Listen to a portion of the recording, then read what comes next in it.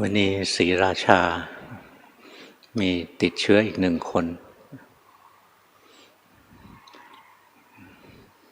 ยังต้องระวังกันอยู่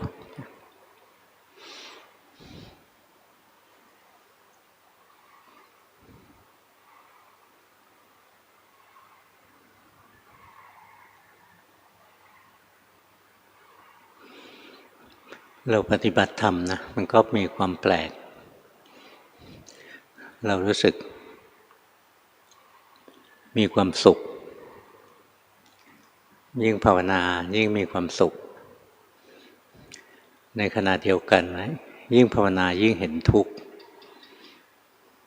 เลยไม่รู้ว่ามันสุขหรือมันทุกข์อย่างภาวนาไปเรื่อยนะใจโปร่งสบายมีความสุขอยู่ในตัวเองไม่ต้องง้อใครทั้งสิ้นในการภาวนานะยิ่งเราเห็นทุกข์มากขึ้นใจมันยิ่งคลายออกจากโลกคลายออกจากทุกข์ใจยิ่งมีความสงบมีความสุขมากขึ้น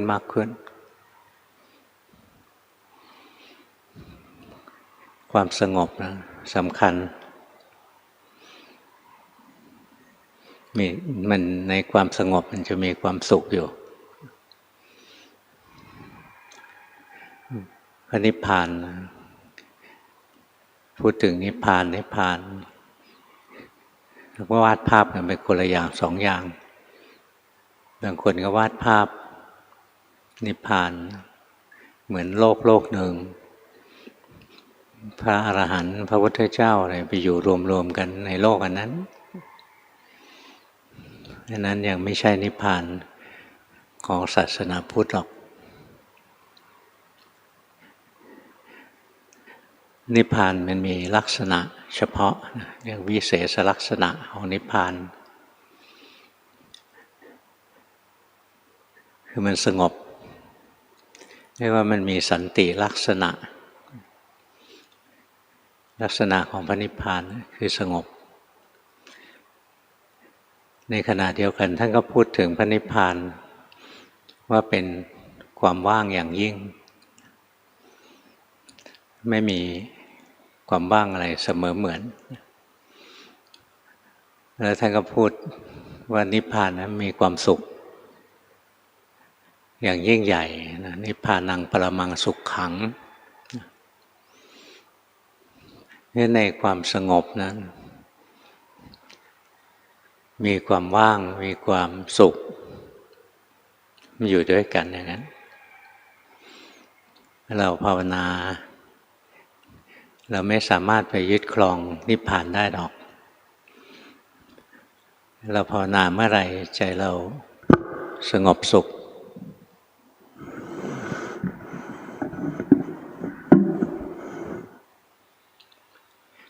ใจเราเข้าถึงความสงบสุขนะมันไม่ทุกข์มันจะเห็นโลกนี้ว่างจากความเป็นตัวเป็นตน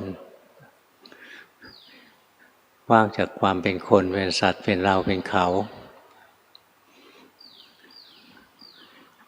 ว่างตั้งแต่ภายในในธรรมชาติรู้ในธาตุรู้ไม่ใช่ธรรมชาติรู้ในธรรมะธรรมธาตุรู้มันก็ว่างกลืนเข้ากับความว่างของโลกของจักรวาลเป็นเนื้อเดียวกันหมดเสมอกันหมด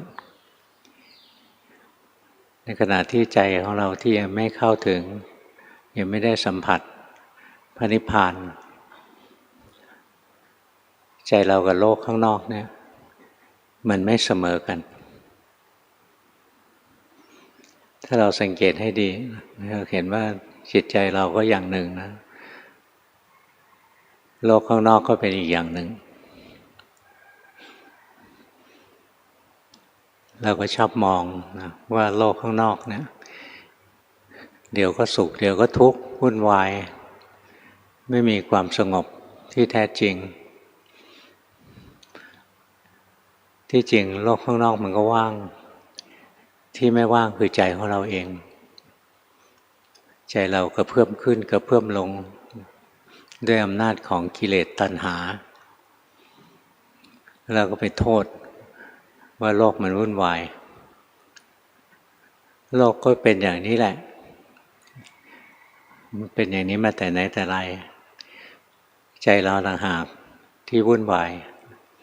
ไปหลงยินดีกับสภาวะอันนี้ไปหลงยินร้ายกับสภาวะอันนี้ใจก็ดิ้นรนใจก็ปรุงแต่งใจไม่ว่างใจไม่สงบไม่มีสันติในจิตใจใจมันไม่มีสันติสักอย่างเดียวไม่ไปโทษว่าโลกไม่มีสันติ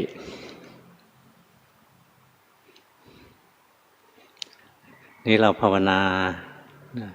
จนวันหนึ่งเราเข้าใจโลก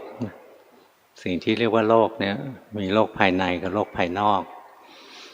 โลกภายนอกก็คือของข้างนอกนี้แหละสิ่งทั้งหลายทั้งปวงที่แวดล้อมเราอยู่โลกภายในก็คือขันธ์ห้าเรานี้กายนี้ใจนี้เป็นโลกภายในเฝ้าเรียนรู้ความจริงของโลกนะจนมันเข้าใจโลกนี้ว่างเปล่าจากความเป็นตัวเป็นตนโดยเฉพาะการเห็นลงมาที่ขันธ์ห้านี้ขันธ์ห้าไม่ใช่ตัวใช่ตนว่างเปล่า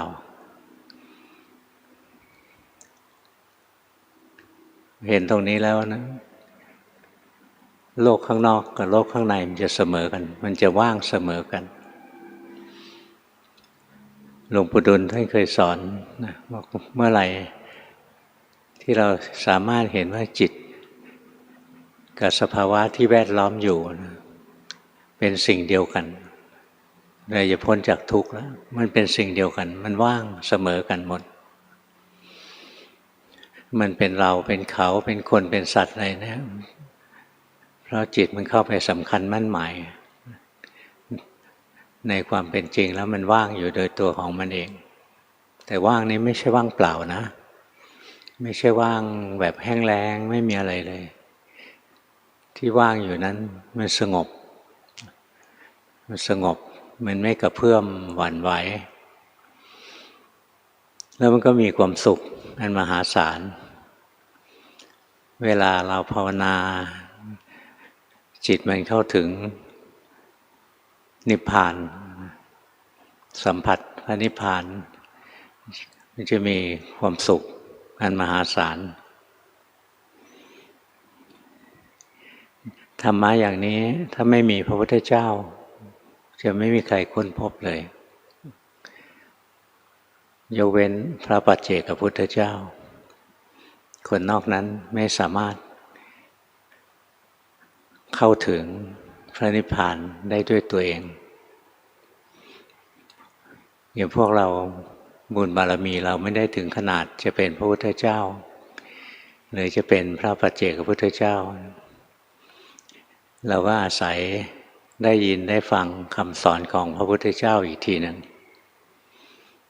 เราได้ยินได้ฟังคำสอนของพระเจ้าเราก็มาปฏิบัติมาเรียนรู้โลกภายในก็คือขันธ์ห้ารูปนามกายใจของเรานี้ถ้าเข้าใจตรงนี้แจ่มแจ้งก็เข้าใจโลกข้างนอกเหมือนกันอย่างเราภาวนาเนี่ยนะเราจะรู้สึกเลยร่างกายเรากับโลกข้างนอกมันอันเดียวกันมันก็เป็นวัตถุธาตุเสมอกันไอ้ที่รู้สึกไอ้นี่เรานะนั่นของข้างนอกอะไรเนี่ยมันเกิดจากจิตมันหมายรู้ผิดมันคิดผิดมันมีความเห็นผิดเท่านั้นเองร่างกายเรารู้สึกแม้เรารักเราหวงแหนที่จริงก็แค่เศษธุลีเป็นฝุ่นละอองเล็กๆของโลกเราก็ว่าใหญ่โตนะเทียบกับจักรวาลโลกก็เล็กนิดเดียวอีกมันใหญ่ด้วยความสำคัญมั่นหมายด้วยตัวมันเองแทบจะไม่มีความหมายอะไรเลยมันว่าง มีขึ้นมาแล้วก็แตกดับหมุนเวียนเปลี่ยนแปลงไปจักรวาลเองก็เกิดดับหมุนเวียนเปลี่ยนแปลงไปเรื่อยๆงั้นถ้าเราภาวนานะเรามีสติรู้ลงในกายเนี่ยจิตหมดความสำคัญมั่นหมายในกายเราจะรู้เลยร่างกายเรากับโลกข้างนอกเนี่ยมันเป็นของอย่างเดียวกันเป็นวัตถุตัวตนที่แท้จริงของเราไม่มีหรอกที่ว่าร่างกายของเราที่แท้ก็เป็นวัตถุธาตุของโลกทั้งหมดทั้งสิ้นความรู้สึกนึกคิดทั้งหลายนะอาศัยภาษาเกิดขึ้นตามองเห็นรูปหูได้ยินเสียงจมูกได้กลิ่นลิ้นกระทบรสกายกระทบสัมผัสก็เกิดความสุขความทุกข์เกิดความสำคัญมั่นหมายเกิดความปรุงดีปรุงชั่วปรุงไม่ดีไม่ชั่วต่างๆขึ้นมาตัวจักขุประสาทตาที่ไปเห็นรูปนะตัวมันก็ว่างเปล่ารูปที่มันเห็นมันก็เหมือนฝันไปเท่านั้นมันก็ว่างเปล่าประสาทหูมันก็เป็นวัตถุธาตุมันก็ไม่ใช่ตัวใช่ตนอะไรมันก็ว่างเปล่านะไปกระทบกับเสียงมันก็ว่างเปล่าในโลกมีเสียงตั้งเยอะตั้งแยะเกิดขึ้นแล้วก็หาย หายไปเรื่อยๆ มานั่งทีแรกร้อนก็เปิดพัดลมเสียงเลยหายไปนี่เสียงเห็นไหมว่างเปล่าไปแล้วเราออกเสียงแป๊บเดียวหายไปหมดละกระจายออกไปในโลกธาตุกลิ่นทั้งหลายนะประสาทจมูกมันก็เป็นแค่วัตถุไปกระทบกับกลิ่นมันก็เป็นของอยู่ชั่วคราวแล้วมันก็กระจายตัวออกไปเนี่ยค่อยๆดูลงไปนะในตาหูจมูกลิ้นกายมันเป็นของโลกทั้งหมดเลยตาหูจมูกลิ้นกายมันเป็นวัตถุทั้งหลายเรายืมโลกมาใช้เอาไว้กระทบกับวัตถุกระทบรูปเสียงกลิ่นรสโผฏฐัพพะสิ่งที่กระทบกายถ้าเราเห็นตาหูจมูกลิ้นกายมันว่างเปล่ารูปเสียงกลิ่นรสโผฏฐัพพะภายนอกมันก็ว่างเปล่ามันไม่มีสาระแก่นสารอะไรใจเป็นธรรมชาติอีกชนิดหนึ่งเป็นธรรมชาติแห่งความรับรู้อารมณ์ตัวจิตตัวใจมันก็อาศัยดินน้ำไฟลมปรุงขึ้นมา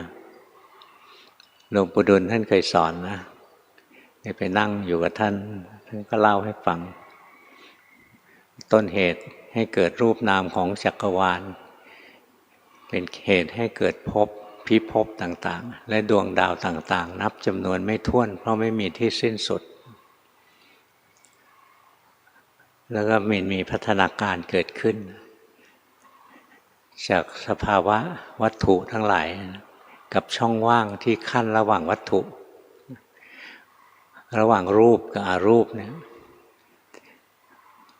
วัตถุตั้งอยู่ในช่องว่างมันถึงเคลื่อนไหวได้อาศัยรูปกับอรูปนั้นมันก็เกิดสิ่งมีชีวิตขึ้นสิ่งมีชีวิตยุคแรกมีแต่วัตถุยังไม่มีจิตวิญญาณท่านสอนอย่างนี้นะจริงเปล่าก็ไม่รู้นะเพราะนั้นความรู้ของท่านแล้วมันก็มีพัฒนาการออกมาจากสิ่งมีชีวิตที่ไม่มีจิตวิญญาณก็พัฒนาเป็นสิ่งมีชีวิตที่มีจิตวิญญาณขึ้นมางั้นตัวจิตนั้นก็อาศัยวัตถุเกิดขึ้นมาเหมือนกันนี่เกิดขึ้นมาแล้วมันมีพลังงาน มีการทำงานขึ้นมามีการกระทำกรรมมีกระทำกรรมขึ้นมาคราวนี้มันก็เข้าวงจรมีกิเลสขึ้นมามีกรรมขึ้นมามีวิบากขึ้นมาก็หมุนเวียนไปเรื่อยๆพอร่างกายนี้แตกสลายลงมันก็ไปหาร่างกายใหม่อยู่แต่ตัวจิตนั้นเกิดดับนะไม่ใช่เที่ยงภาวนาไปเรื่อยๆก็จะเห็นอย่างที่ท่านบอกนะสุดท้ายร่างกายนี้จิตใจนี้โลกภายในโลกภายนอกนะมันเสมอกันไปหมดเลยมันว่างเปล่าไม่มีสาระแก่นสารอะไรเลยเหมือนเราฝันอยู่แท้ๆเลยเราคิดว่าขันธ์ห้ามันมีจริงที่จริงเราฝันว่ามันมีขันธ์ห้าจริงที่จริงก็เป็นสมบัติของโลก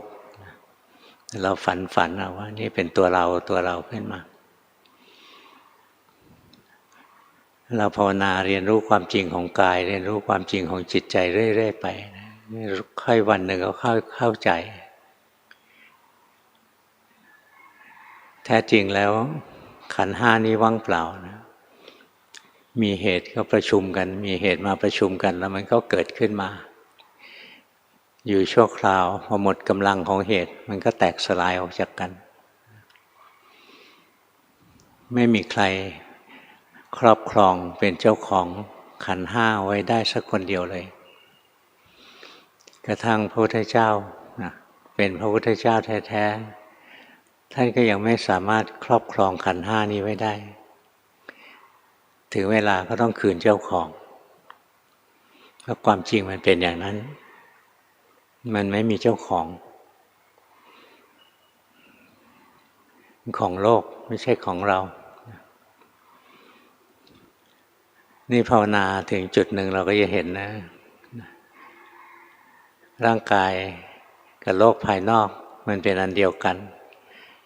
ความรู้สึกนึกคิดก็อาศัยการกระทบอารมณ์อาศัยผัสสะเกิดขึ้นเป็นคราวๆแล้วมันก็สลายไปภาวนามากเข้แล้วมันจะเข้ามาถึงตัวจิตหลวงปู่ท่านสอนบอกว่าวันใดที่เธอเห็นจิตกับธรรมชาติที่แวดล้อมอยู่เป็นสิ่งเดียวกันวันนั้นเธอจะถึงที่สุดแห่งทุกข์ท่านสอนอย่างนี้เลยเรารู้สึกไหมจิตเรากับธรรมชาติที่แวดล้อมอยู่ไม่ใช่อันเดียวกันคนไม่ภาวนานะจะรู้สึกว่าตัวเรานี้ทั้งตัวเนี่ยไม่เฉพาะจิตนะทั้งตัวนี้เลยกับสิ่งที่แวดล้อมอยู่เนี่ยเป็นคนละอันกันนี่พอเราภาวนาต่อมาเราก็เห็นไอ้ตัวเนี้ยนะกับสิ่งที่แวดล้อมอยู่เป็นอันเดียวกันความรู้สึกนึกคิดข้างหลังก็เหมือนความฝันแต่สุดท้ายของการภาวนานะมันจะเห็นว่าตัวจิตเองมันก็ว่างเปล่าเสมอกับโลกข้างนอกนั่นเองการที่จิตมันเคลื่อนไปเคลื่อนมานะวิ่งไปวิ่งมามีความทะยานอยากเกิดขึ้นเพราะว่ามันมีการเข้าคู่กันระหว่างสิ่งสองสิ่งซึ่งไม่เสมอกันเหมือนเรามีน้ำนะอันหนึ่งกระบอกนี้สูงอันหนึ่งกระบอกนี้เตี้ยแล้วพอลิงก์ต่อท่อเข้าด้วยกันน้ำจากที่สูงก็จะไหลลงที่ต่ำแต่ถ้าน้ำมันเสมอกันเมื่อไหร่มันก็หยุดไหลจิตเนี่ยมันเห็นโลกข้างนอกไม่เสมอกันมันก็เลยไหลเข้าไปไหลไปที่โน้นไหลไปที่นี่เรื่อยๆแต่ถ้าเมื่อไหร่มันเห็นว่าทุกสิ่งทุกอย่างเสมอกัน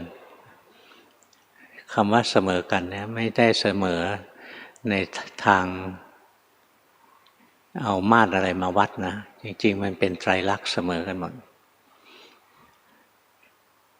ร่างกายนี้กับโลกข้างนอกก็เป็นไตรลักษณ์นะจิตใจนี้ก็เป็นไตรลักษณ์ งั้นใจก็จะเสมอกับโลกข้างนอกมันจะมีความรู้สึกอย่างนั้นจริงๆจะรู้สึกว่าจิตใจของเรากับโลกข้างนอกเนี้ยมันว่างเปล่าเสมอกันตรงนี้จิตมันจะหมดความทยานหมดความทยานอยากทยานนี่ก็กระโจนไปตัวที่จิตมันทยานอยากนั่นแหละตัวตัณหาละ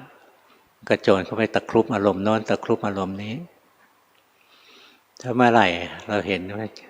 จิตกับธรรมชาติที่แวดล้อมอยู่นะเป็นสิ่งเดียวกันรวดนะเสมอกันรวดนะ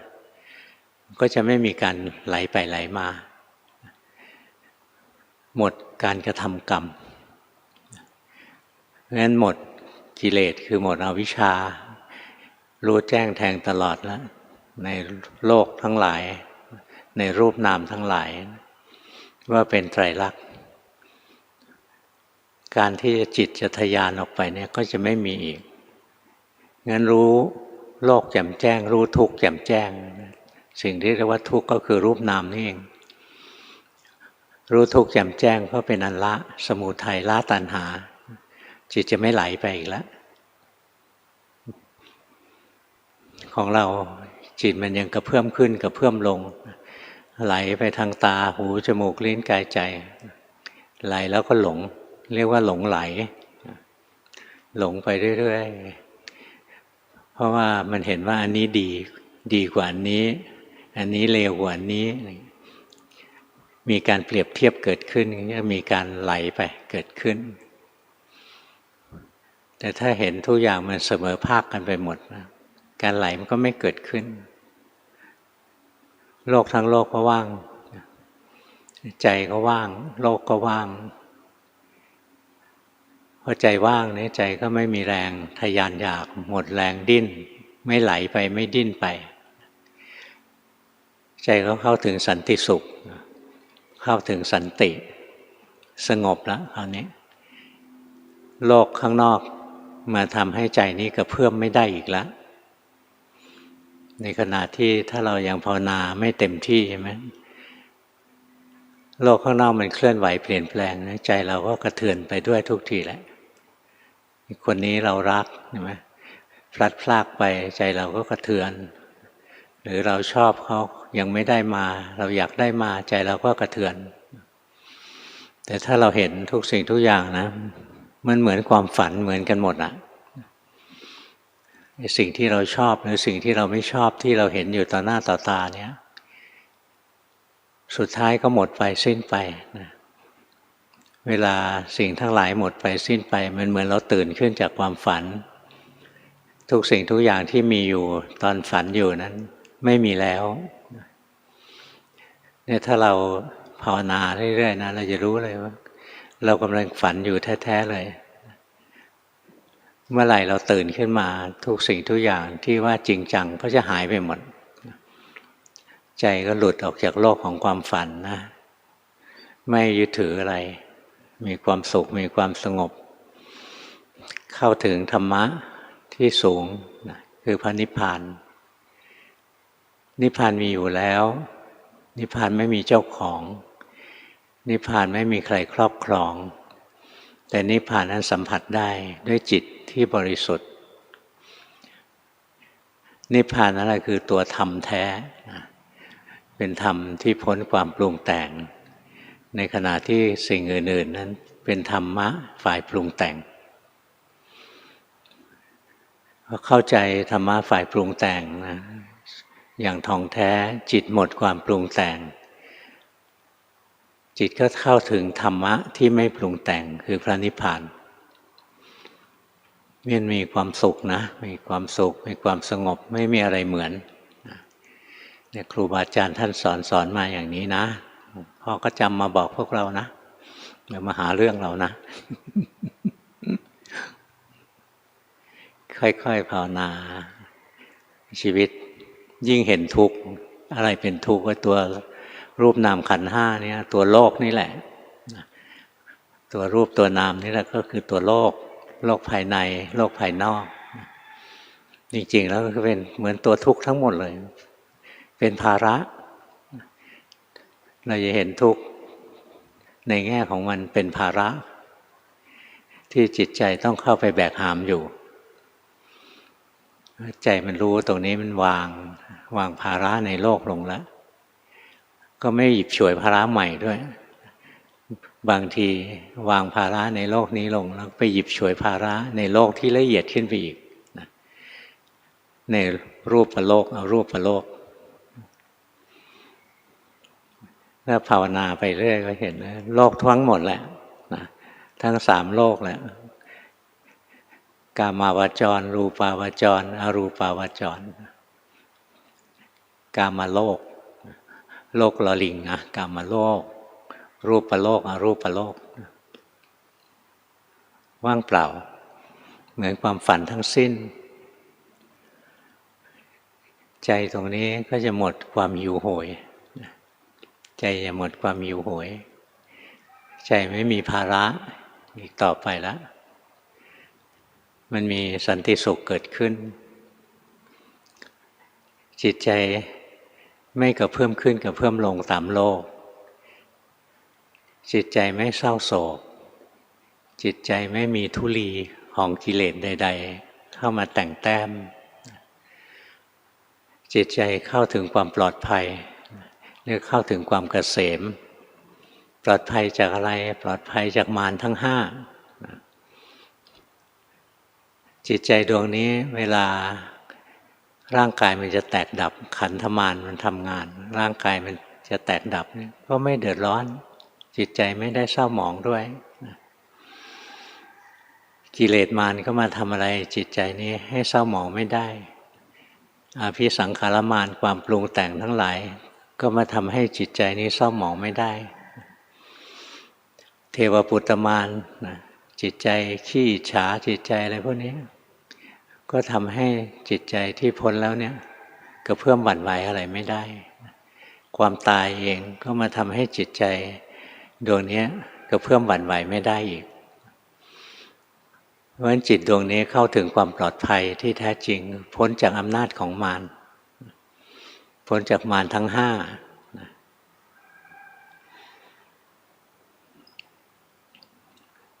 งั้นค่อยๆภาวนานะทุกวันเบื้องต้นถือศีล5ไว้รักษาศีลให้ดี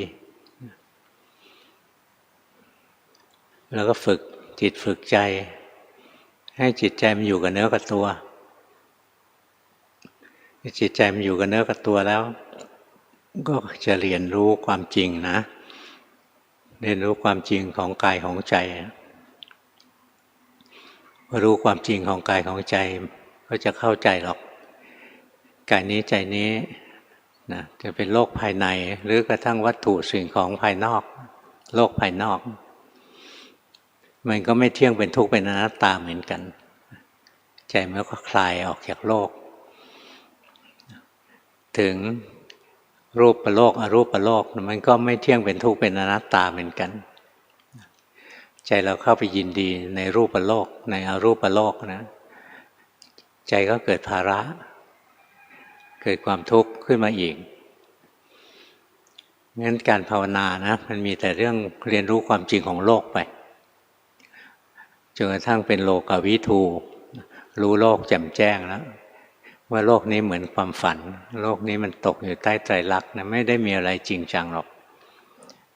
ใจก็หมดความสำคัญมั่นหมายหมดความยึดถือ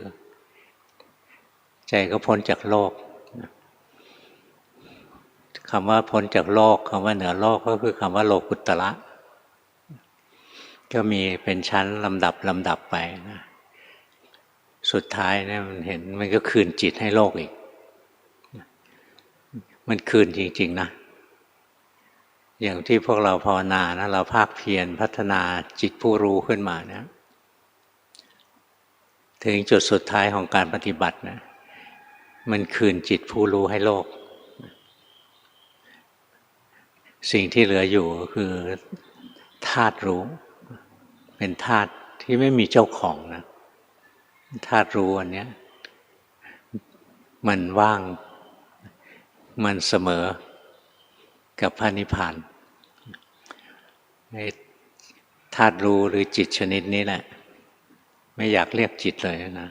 หน้าตาไม่เหมือนจิต ธาตุรู้อันเนี้ยมันเป็นตัวที่สัมผัสพระนิพพานส่งพระนิพพานเอาไว้นะส่งไว้ในความรับรู้จะบอกว่าธาตุรู้นี้ทรงธรรมเอาไว้ก็บอกได้เป็นธรรมที่สูงสุดเป็นธรรมที่พ้นความปรุงแต่งคือพระนิพพานธาตุรู้นี่แหละมันทรงพระนิพพานอยู่ทรงไม่ได้เข้าไปยึดถือนะไม่ได้เข้าทรงด้วยไม่รู้จะใช้ศัพท์อะไรค่อยฝึกของเรานะกิเลสอะไรยังมีอยู่ก็ลดละเสียอ่านตัวเองให้ออกอย่าเข้าข้างตัวเองกุศลอะไรยังไม่ทำก็ทำเสียแล้วก็ฝึกเรียนรู้ความจริงของโลกคือรูปนามกายใจเนี่ยเรียนรู้มันเข้าไปให้มากจนมันวางได้มันจะเห็นพระนิพพานอย่างเรื่องความไม่ดีทั้งหลายนะพวกเรามีความไม่ดีมาแล้วทุกคนกระทั่งพระอรหันต์กระทั่งพระพุทธเจ้าก่อนที่ท่านจะเข้าถึงธรรมะท่านก็เคยทำความไม่ดีมาแล้วเหมือนเวลาพวกเราทำบาปอกุศลอะไรเนี่ยไม่ต้องเสียใจมากนะมันก็เป็นกันทุกคนแหละ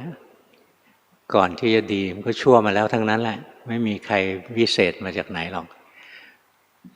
ถ้ามันไม่มีกิเลสมันก็ไม่เกิดสิที่เกิดมาได้ก็เพราะมันมีกิเลสแต่มันมีกิเลสแล้วเนี่ยอย่าสงวนรักษากิเลสไว้คนในโลกนี้นะมันจะถนอมกิเลสไว้นะมันจะสร้างเปลือกที่ดูดีนะมาห่อหุ้มซ่อนเร้นกิเลสของตัวเองไว้สร้างเปลือกสวยๆเอาไว้ให้คนอื่นเห็นเรานักปฏิบัตินะต้องรู้เท่าทันกิเลสของเราเองมีกี่ตัวเนี่ยดูมันเข้าไปอย่าปกป้องวิธีปกป้องที่ชาวโลกเขาใช้กันเยอะเลยนะคือหาคำอธิบายหาคำอธิบายว่าอันเนี้ยที่ทำชั่วอย่างเนี้ยมันจำเป็นนะอะไรอย่างนั้นมันไม่ชั่วหรอกเพราะมันพลิ้วไปพลิ้วมาอะไรอย่างนี้นะถ้าอย่างนั้นเรียกว่าไม่รู้จักใช้ประโยชน์จากกิเลสที่มีการที่เรามีกิเลสมันก็มีกันทุกคนแหละยังไม่ถึงที่สุดแห่งทุกข์มันก็มีกิเลสแต่มีกิเลสแล้วอย่าปกป้องกิเลสโดยเฉพาะพระนะพระเวลาทำอะไรผิดนะเรามีระบบปรงอาบัติแต่ปรงอาบัติหลังๆเนี่ยมันกลายเป็นพิธีการเท่านั้นเอง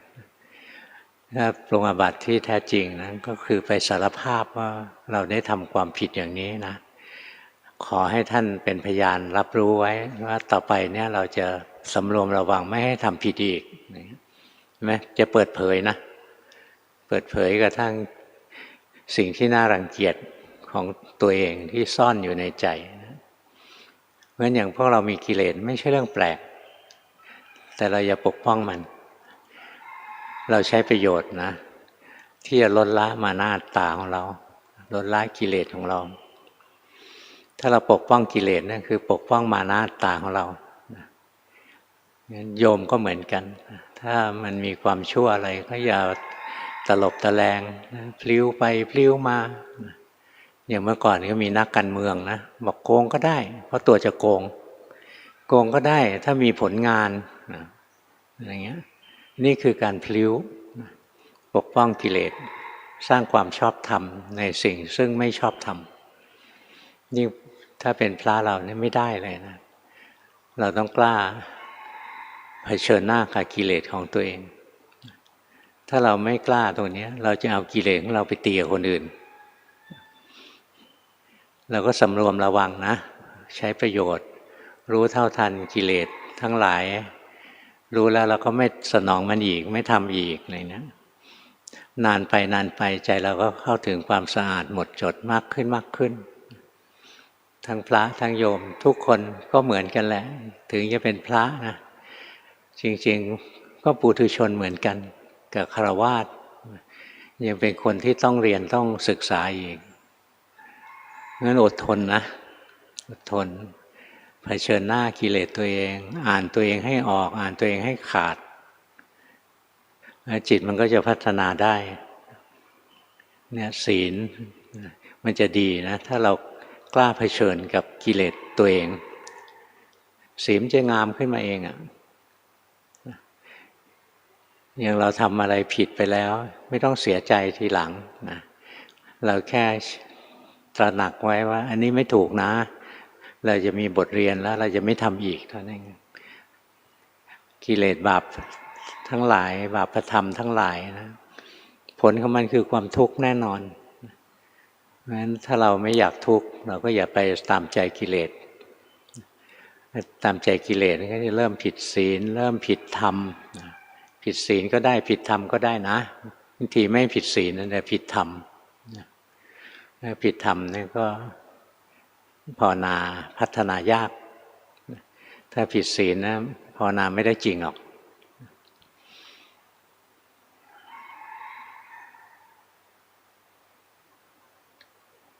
นะเรียนรู้ตัวเองเรียนรู้กายเรียนรู้ใจไปเห็นทุกข์เห็นโทษถึงจุดหนึ่งจิตมันก็วางจิตก็เข้าถึงความสะอาดหมดจดเป็นลำดับไปเมื่อกี้ตอนเริ่มต้นหลวงพ่อถึงบอกยิ่งเห็นทุกข์ยิ่งมีความสุขคือเห็นความจริงของรูปนามกายใจเนี่ยยิ่งเห็นมันเข้าไปนะอย่าไปรักษาปกป้องมันยิ่งเห็นใจก็ยิ่งคลายออกนะใจมีความสุขอย่างบางคนทำผิดหมู่คณะเตือนหรือครูบาอาจารย์เตือนอะไรอย่าเสียใจควรจะดีใจว่ายังมีคนเตือนอยู่ถ้าไม่มีคนเตือนนี้แสดงว่าเลวสุดขีดแล้วไม่มีใครเอาละเขาลงพรหมทันถ้าครูบาอาจารย์ยังเตือนอยู่แสดงว่ายังเมตตาอยู่นะทั้งพระทั้งโยมเราแหละบางคนก็เตือนไม่ไหวก็ปล่อยทิ้งไปคนเกเรมากบอกไม่ต้องมาวัดเราแล้วนะไปที่อื่นซะไปอย่างนี้เราสอนไม่ไหวแล้วก็ปล่อยทิ้งไป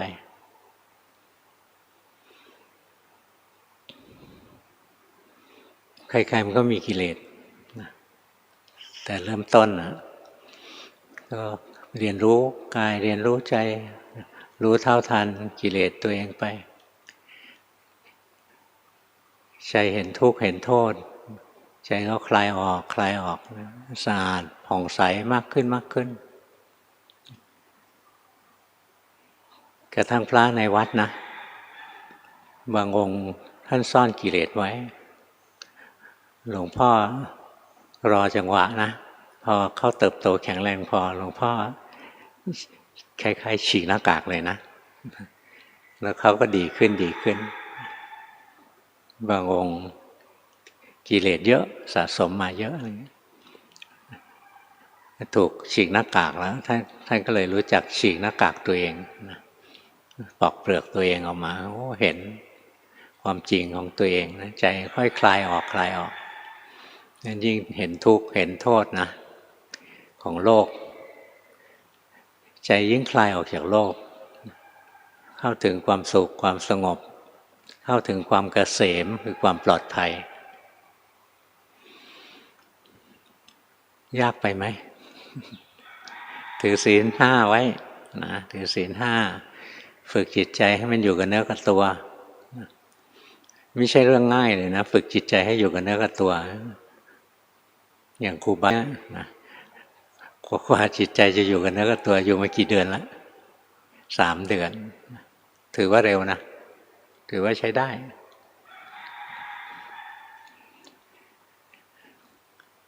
ค่อยๆฝึกนะพอจิตใจมันอยู่กับเนื้อกับตัวแล้วงานต่อไปก็คือการเรียนรู้ความจริงของกายของใจไม่ใช่รู้ตัวอยู่เฉยๆนะต้องเรียนรู้ความจริงของโลกภายในเนี้ยถ้าเข้าใจโลกภายในมันก็เข้าใจโลกภายนอกมันก็เหมือนกันนะก็เป็นวัตถุเหมือนกันเป็นนามธรรมเหมือนกันฝึกไปเรื่อยๆเดี๋ยวก็ถึงจุดที่มันเข้าใจมันก็วาง มันจะทุกข์น้อยลงน้อยลงตรงที่มันทุกข์น้อยลงนั่นแหละที่เรารู้สึกว่ามันมีความสุขมากขึ้นมากขึ้นมันเป็นความรู้สึกที่สัมผัสที่จริงก็คือมันทุกข์น้อยลงเรื่อยๆทุกข์สั้นลงทุกข์น้อยลงมันก็เลยรู้สึกมีความสุขมากขึ้นมากขึ้นตรงจุดที่มันไม่ทุกข์ตรงที่ภาวนาถึงพระนิพพานมันไม่ทุกข์ละเพราะมันไม่มีตัณหาอีกต่อไปแล้วมันก็ถึงเป็นบรมสุขตรงที่มันไม่ทุกข์นั่นแหละมันเป็นบรมสุขสิ่งที่ทุกข์ก็คือขันธ์ห้ารูปนามกายใจนี้ค่อยๆเรียนไปวันนี้สมควรแก่เวลานะ